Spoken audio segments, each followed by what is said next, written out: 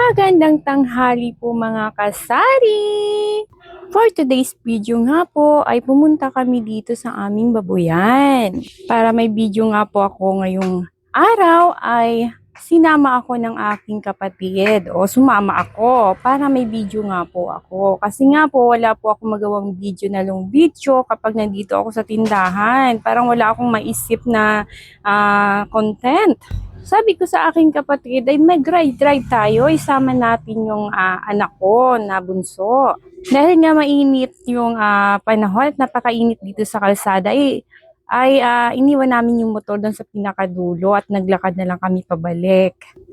Ayan, papunta nga kami niyan sa gitna ng palayan at papakita ko po sa inyo yung aming babuyan. Sabi nga ng isang followers ko, nag-post nga ako ng mga picture. Sabi niya, wala naman baboy eh. Sabi mo, nasa gitna ng palayan at may babuyan. Bakit walang baboy? Sabi ko, next na po yan na video na gagawin ko at hindi na picture, video na. Ayan, at tatawid na nga kami ng aking anak at ang aking kaisa-isang kapatid. Yan pala yung aking kapatid na bunso.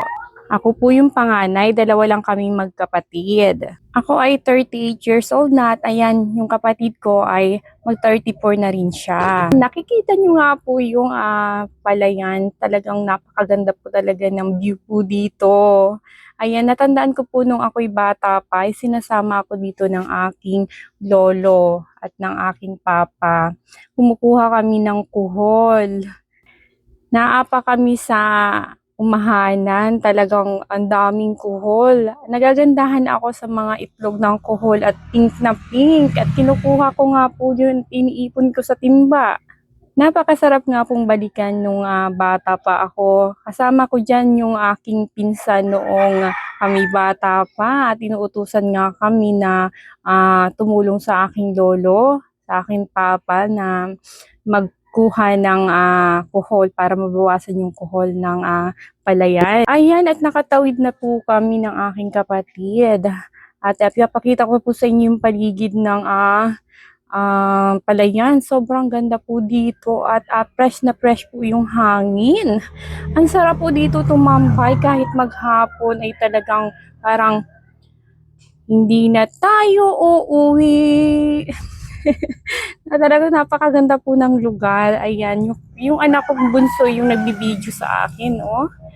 At bihira lang po akong pumunta dito kasi nasa tindahan nga po ako, hindi po makaalis-alis. Ay si mama ang bantay, sabi ko saglit lang kako at wala akong long video.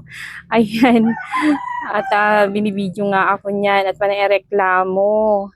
At natutuwa nga siya dito sa palayhan. Yung anak ko gusto na maglaro.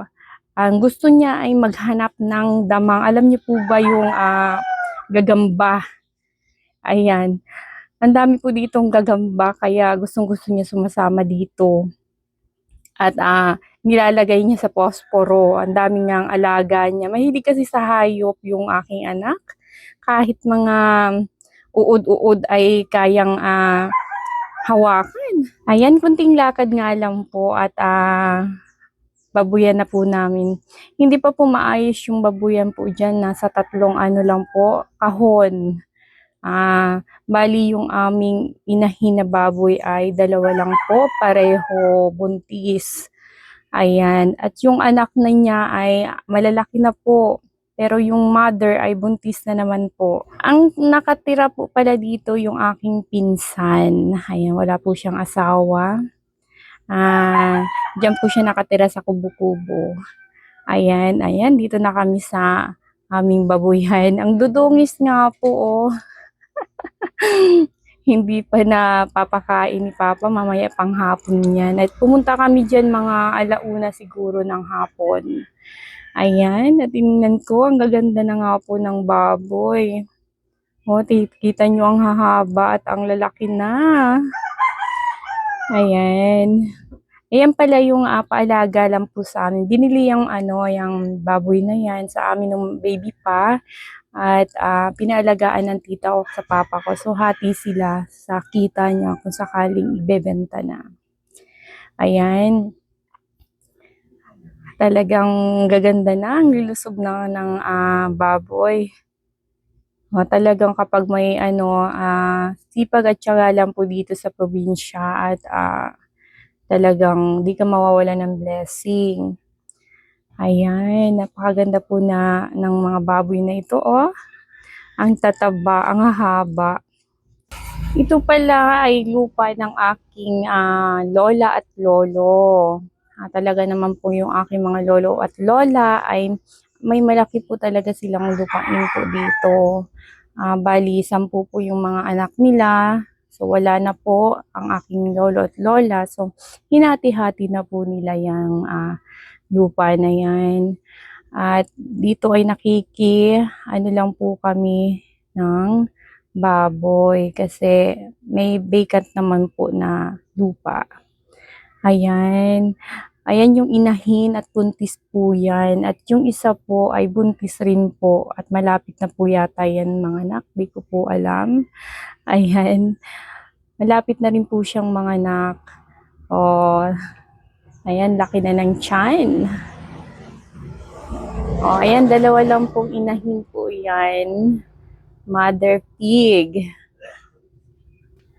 Ayan po sa aking followers na nagtatanong, saan naman yung baboy niyo? Ayan po yung baboy namin.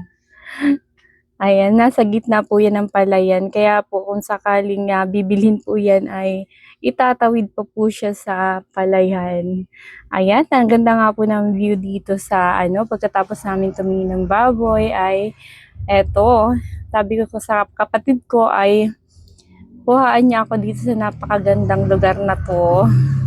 Ayan, sabi niya may magandang view daw dito. Kaya sumaglit kami. Sa mga nakapanood po, follow niyo po ako.